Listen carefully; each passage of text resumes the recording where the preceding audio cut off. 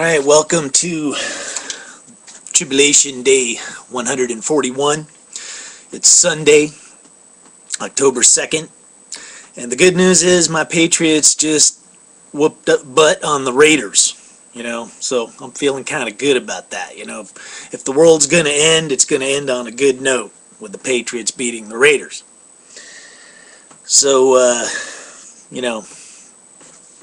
the thing that seems to be out there front and center on the tribulation right now, and let me just say, this tribulation started way back on May 15th of this year, but I think everybody's in agreement that the tribulation might be on the verge of starting, like real soon. But what's kind of out there along with it is the rapture. So I got no choice but to kind of talk about it. And, I'm just going to tell you, I can't say that I'm totally comfortable because, when going into scriptures, I'm not like a pastor or anything. And, a lot of people say they got the Holy Spirit talking to them. And, maybe God's talking to me, but I'm not really hearing any voices or anything. So I read my Bible and I just kind of analyze it, and I try and, say what rings true and what doesn't. So, anyway, the rapture, it's kind of like, do you believe in a rapture? Do you not believe in a rapture? And, both sides of that, which are Christians, people that believe in Jesus, they kind of go at each other because the people that don't believe in a rapture feel that the people that do believe in a rapture are kind of teaching something that's incorrect or something that might be damaging, especially if a rapture doesn't happen, that people might spiritually fall away because of it. So, there might be a danger to pushing a rapture. So me, personally, I've gone on record saying I'm not really on the rapture train, but I'm just going to kind of give you a little bit deeper into how I view it. In the Bible, when we talk about salvation and the end times, there's basically like three groups of people. Group number one is what I call the Jews, the nation of Israel, and they kind of even go by the chosen ones. They've been chosen by God. They were the nation that his will was carried out with. So the second group is what I call the Gentiles, which is basically the rest of us, but it's people that believe in Jesus and we're not Jews.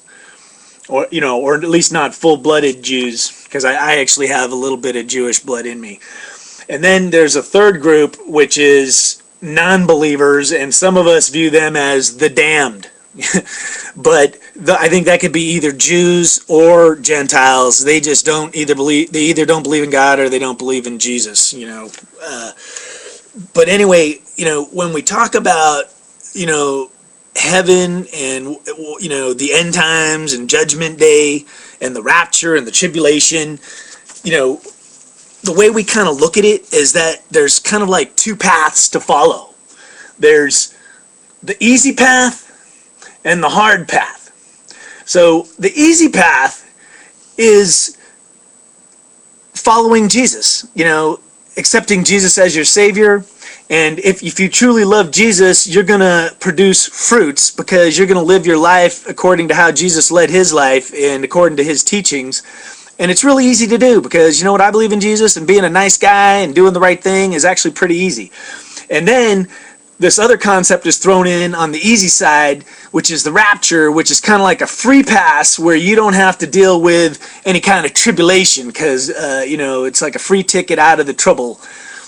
And, the way people view it is over on the hard side is no fruits, or basically, not believing in Jesus, even though I'm going to tell you honestly, I know people that say they don't believe in Jesus, but they seem to produce fruits. So, I'm not going to judge what's in their heart. Maybe Jesus is in their heart and they just don't know it. But if you don't produce fruits and you don't believe in Jesus, then you end up in this tribulation path. And, this is the hard path, because if you read Revelations, you can actually make it through tribulation. There's a whole mess load of people that wash their robes in the blood of the Lamb, through the tribulations, and they're saved. It's a number that's so huge it can't even be counted. But this is how you think life should be. The easy and the hard path. But here's the crazy thing: is real life actually ends up being like this, because the easy path is no fruits, because what most people do is you don't have to actually, it seems like it's too hard to actually bear fruits, so your life gets diverted. You're not a nice person, you're kind of self-centered, and you're just thinking about materialistic things like money and getting ahead. So your life really has no fruits, but you actually think it's kind of easy because the majority of people are over here because they're like, hey, like being nice and, helping poor people, that's too hard. I don't want to do it. And the tribulation is actually on the easy path, because if you got no fruits, you end up in tribulation. So the hard path is, kind of actually showing fruits in your life, that you have to actually, you can't just say I believe in God or I believe in Jesus, because you have to show that you believe in them. So on the hard side is also the rapture. And the reason why the rapture is hard, because even the people that believe in the rapture, they're constantly saying, hey, I hope you're worthy. I hope you're living your life perfectly, so that you're judged worthy. And see, here's the deal, man. Jesus came because we couldn't really do that, Like, if we could do that, then we wouldn't have needed Jesus, But Jesus came for the sinners, and God kind of understood that, in the long run, to live your life 100% perfect is just impossible. It's hard, to be perfect.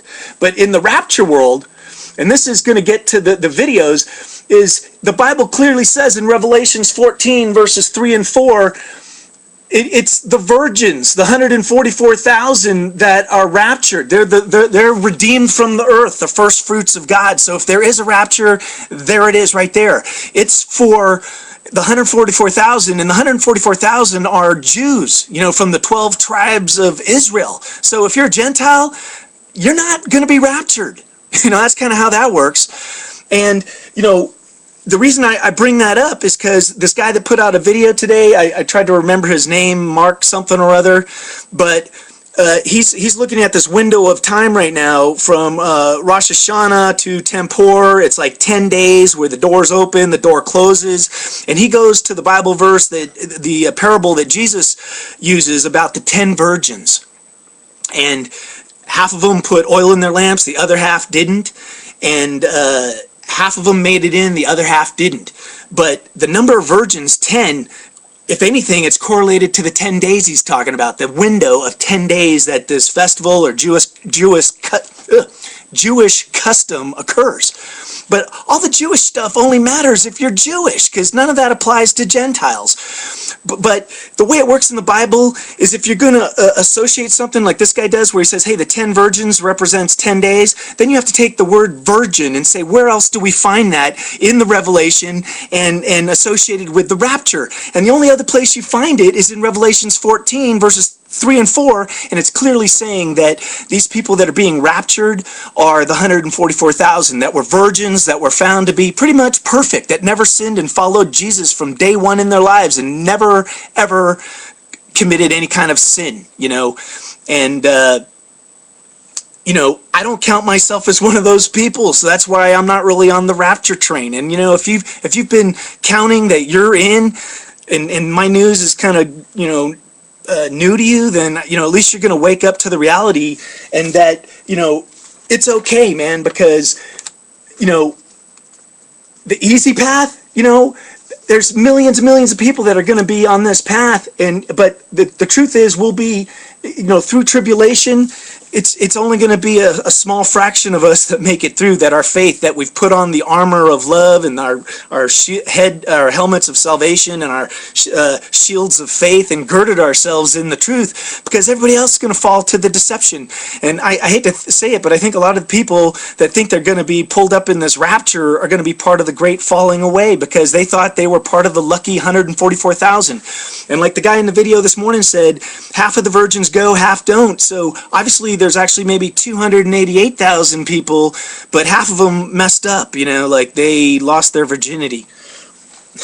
And you know what? I'm not going to claim to be the expert on the 144,000 or on Jewish customs, but once again, everything the guy this morning talked about on the rapture in this 10-day window was Jewish, Jewish, Jewish. So, you know, once again, unless you know that you belong to this first group, Jews, the nation of Israel, the chosen ones, you might be in this second group, which means maybe the rapture isn't for you, you know, and you know, even if you live in this world here, this is where your bubble gets popped, because if you're not one of these 144,000s, then the rapture doesn't really exist, and you're actually over here, you know. But, you know, in either case, if you believe in Jesus, you should be providing, you know, showing fruits in your life and living your life as a force of good in the world. I've always said that. So anyway, I don't know. I'm just throwing in my thoughts on the rapture. And, you know, God bless everybody out there. And if people get raptured, God bless them too. So far, I don't know that anybody has been raptured. So I'm going to go get my tribulation on. You know, I'm trying to be a spiritual warrior to help everybody that's out there make it through the tribulation, you know, because there's still a chance.